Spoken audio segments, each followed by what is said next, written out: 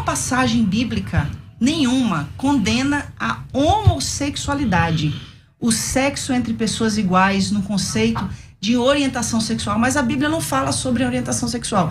Se a gente for falar do que a Bíblia não fala, existem muitos temas atuais que a Bíblia também não fala, mas a gente usa a palavra de Deus como a nossa bússola no conceito de princípios divinos.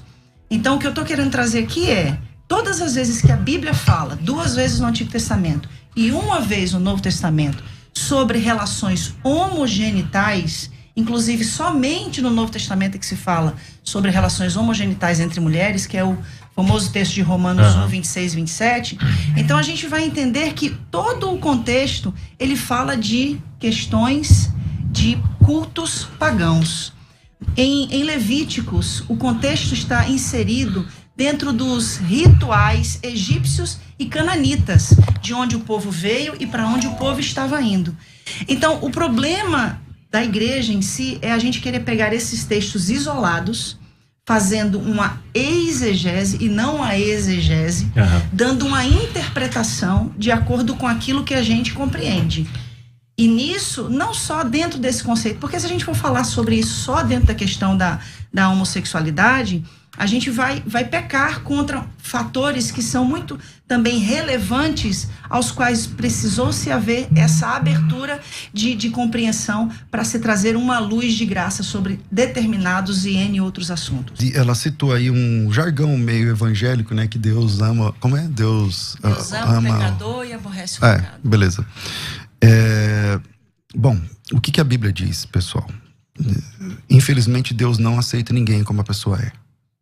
Deus não aceita a mim como eu sou, Deus não aceita você como você é. Porque se Deus aceitar a gente como a gente é, não precisa de graça, não precisa de salvação, não precisa de mudança de vida, não precisa de conversão. Se Deus me aceita como eu sou, eu tô falando de todos, tá? Tô falando de todos e todas. Eu tô falando de mim, inclusive. Se Deus me aceita como eu sou, então não precisa de Cristo, não precisa de salvação, não precisa de redenção, não precisa de igreja, não precisa de batismo, não precisa de nada. Agora, a grande notícia da graça é que Deus não te aceita como você é, mas Ele te recebe como você está. E isso é para heterossexuais, isso é para homossexuais, tá para todos os seres humanos. Você está entendendo? A leitura bíblica, eu não sei exatamente, aí a gente pode tratar, e eu acho que o tempo é muito curto, mas a leitura bíblica, você enxerga, parece que 2 textos no Antigo e 1 no Novo Testamento, né? Para mim, um texto já é suficiente, mas tem muito mais do que esses 3 textos que tratam a respeito do tema, que desenvolvem esse tema. E a grande questão é que Deus, ele não aceita, porque a questão... Eu não estou falando da homossexualidade, eu estou falando da prática homossexual. Uma pessoa pode ter desejo por qualquer tipo de prática sexual e ser salva. E tá tudo bem, eu creio assim na Bíblia. Tá lá em Mateus capítulo 19, acho que 10 ou 11 ou 12, que você deve conhecer bem o texto. A pessoa pode ter uma vontade de um desejo sexual e suprimir essa vontade por ela mesma, por devoção a Deus. E tá tudo bem, entende? Agora, o que Deus condena, o que a Bíblia condena textualmente, peremptoriamente, é a prática sexual entre 2 homens ou 2 mulheres. E nisso, ela mesma falou que tem alguns textos, ela diz que tem 2 no Antigo Testamento e 1 no Novo Testamento. Esses próprios textos já não bastariam para resolver o problema, porque são 3 textos. Tá bom, quantos textos tem para fazer ceia? Ordenando a ceia. E você faz a ceia na sua igreja. Então, o número de textos não é um argumento. Se o texto está no Antigo Testamento, então nós temos um parâmetro moral. Se ele é repetido no Novo Testamento, então nós temos uma regra para a igreja. Então, está repetido no Novo Testamento? Tá. Então, esquece o Antigo. A gente pode ir lá no Antigo, a minha área é o hebraico, eu até sou melhor lá no Antigo, não manjo muito do grego, sei ler, escrever, mas não sou, assim, sou alfabetizado apenas. Mas eu quero trabalhar com o texto do Novo Testamento, que nem é a minha especialidade. É a ordem de um apóstolo? Está na Bíblia Sagrada? Então a Bíblia diz. Eu só queria pontuar uma coisa muito importante, que ele falou que eu disse que tem 3 textos, mas eu não disse que tem 3 textos que condenam a homossexualidade. Eu disse que são 3 textos que condenam relações homogenitais relacionadas a culto pagão. O que você chama de homogenital, para eu entender?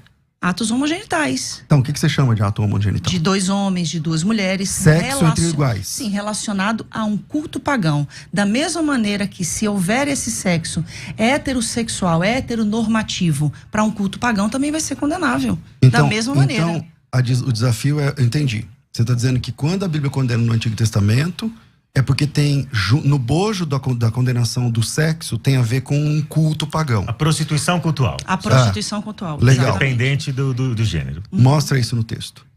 Sim, em Levítico, se Tá você bom. ver o contexto. Não, mostra o texto. Mostro o contexto.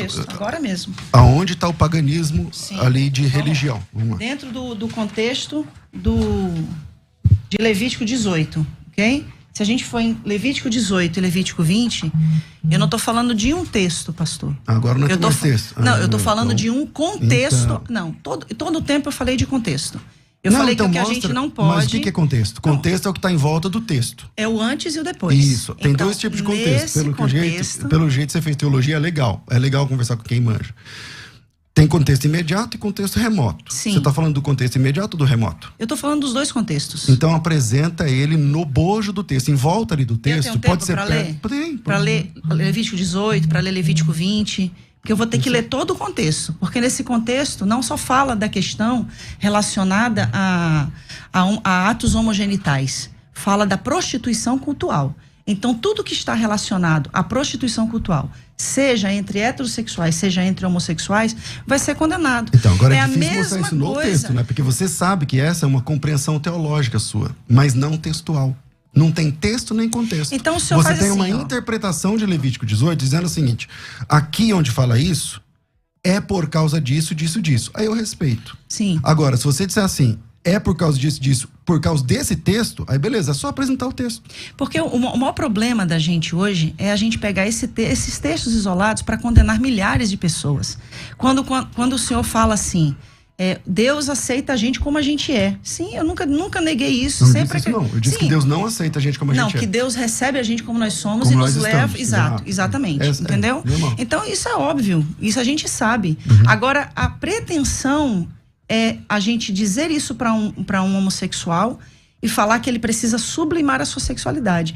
É o mesmo de eu chegar para o senhor e falar assim, não, Deus te ama assim como você é hétero, tá? Mas você não pode ter relações com uma mulher. Você não pode viver a sua sexualidade. Olana, pastora, é o seguinte, esse exemplo que você está dando é um exemplo recorrente dentro da igreja cristã e dentro da fé cristã. Você se deparar com um cristão heterossexual, Sim. com impulsos pelo gênero oposto, e dizer para ele que ele precisa sublimar isso. Eu não diria sublimar, mas que ele precisa refrear seus impulsos para submeter a sua vida a Cristo, ao senhorio de Cristo. Então, o convite de Cristo para o discipulado é esse: negar a si mesmo, tomar a sua cruz diariamente e segui-lo. Então, o heterossexual também tem de refrear seus impulsos. Essa não é uma exigência imposta exclusivamente para o homossexual. Agora, essa questão de hermenêutica que vocês estão mencionando... Uma coisa é ele refrear os impulsos, outra coisa é ele ser impedido de exercer a sua sexualidade. Sim. De usufruir da sua sexualidade. Então, ambos são convidados a submeter a Cristo, certo? Sim. Então, ambos vão ter que apresentar alguma forma de renúncia. O mesmo evangelho para todos. Agora, quando você está lidando com esses textos de Levítico, pastora, o que você mencionou é o seguinte: esses textos estão relacionados à prostituição cultural porque eles são orientações para os hebreus que entraram na Terra Prometida e eles não devem se comportar como os pagãos. Correto. Então, é esse contexto geral, mais amplo aí, que você está usando. Em Romanos capítulo 1, como que vocês lidam com o texto de Romanos capítulo 1? Também há uma prostituição cultural aí? Totalmente. Paulo está falando da idolatria. Do início ao fim do capítulo 1 de Romanos. O contexto da sociedade romana era uma sociedade completamente idólatra. Paulo está falando porque eles deixaram de adorar a Deus. Paulo está enfatizando isso. Inclusive, quando eu falei no início dessa questão da palavra que Paulo cria, que é essa neologia, né, da palavra aceno ou coital, Paulo tira do livro de Levítico. Aceno, homem, coital, cama, homem de cama. Quando a gente fala da outra palavra que também existe no Novo Testamento, no grego, o malakoi. Quando a gente vai pegar a palavra malakoi e vai trazer a tradução da palavra malakoi, a gente tem há uma linha que diz que é afeminado, né? Mas existe outra linha. Sim, a nova tradução na linguagem de hoje vai dizer que são homossexuais passivos e ativos, né? Ela vai impor que é mais esdrúxulo ainda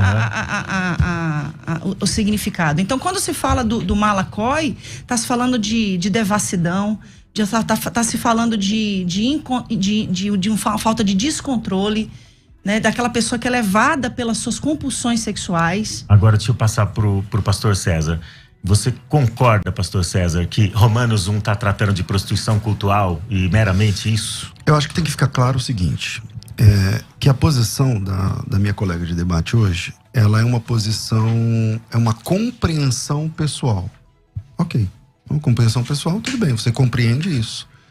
Agora, quando eu peço o texto, não, esse é o contexto. Tá bom, me mostra o contexto. Não tem contexto, porque você sabe que não tem contexto. Claro que eu sei que tem contexto. Então me dá o contexto. Tô aqui, eu posso ler Levítico 18? Tô esperando. Lá. Então, ok, Levítico capítulo 18, relações sexuais proibidas. A minha tradução, inclusive, é da linguagem de hoje, né, que tanto é usada para condenar os homossexuais. O Senhor Deus deu as seguintes ordens para os homens de Israel: não tenha relações com uma mulher que seja sua parente. Abraão já estava no sal aí, né, porque ele casou com a irmã. Não tenha relações com a sua mãe, isso seria uma vergonha para o seu pai e também para a sua mãe. Não tenha relações com qualquer outra mulher que pertença ao seu pai. Não tenha relações com a sua irmã, seja por parte de pai ou de mãe, ou somente por parte de pai. Ele começa com a lista de questões que são proibitivas. Não tenha relações com a sua neta, isso seria uma vergonha. Não tenha relações com a sua tia, e por aí vai. Não tenha relações com a sua nora, não tenha relações com sua cunhada, não tenha relações com sua filha. Ele continua: não case com a sua cunhada, não tenha relações com uma mulher durante a menstruação. Aí eu acho que tem muito homem que está com dificuldade aqui, viu? Não tenha relações com a mulher de outro homem, isso torna você impuro. Aí o divórcio, que é tanto defendido hoje na atualidade, ficaria difícil também de ser aceito. Nenhum pai deverá entregar o filho ou a filha para servir o deus Moloque. Aí entra na idolatria. Olha só, tá falando da idolatria. Isso seria profanar o santo nome de Deus, o Senhor.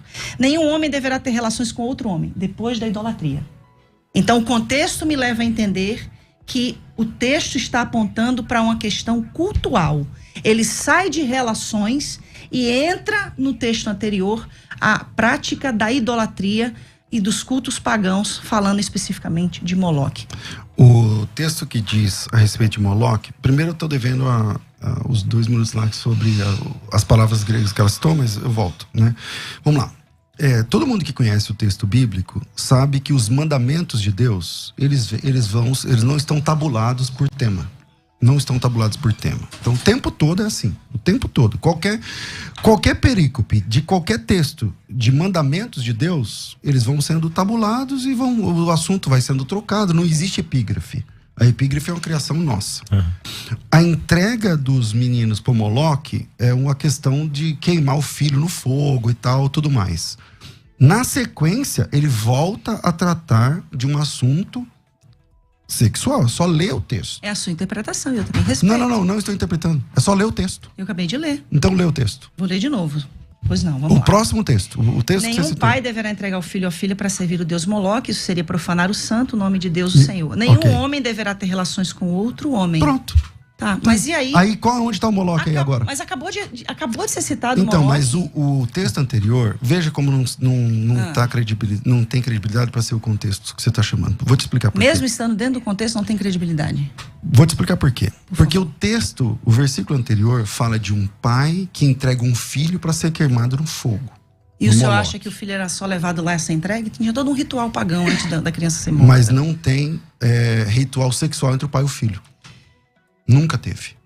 Tá? Quando entrega para Moloque. Tá? Mas você havia pega vários rituais reis, sexuais entre os sacerdotes os que se oferecia. Não a Moloque. É só estudar o deus Moloque, que o deus Moloque, ele recebia, as crianças eram queimadas, o rito era esse. Não tinha ritual sexual. Para o Moloque, não. Outros têm. Existem deusas, por exemplo, Ishtar e tantas outras, que têm uma questão sexual.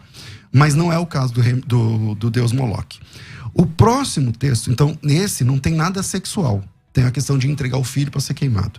No próximo texto, ele não fala de filho a ser queimado, não fala de Moloque e fala que um homem não pode deitar com outro homem. É só ler o texto. Mas agora, ele está dentro de um contexto de ritual pagão. Não está dentro de contexto de ritual pagão.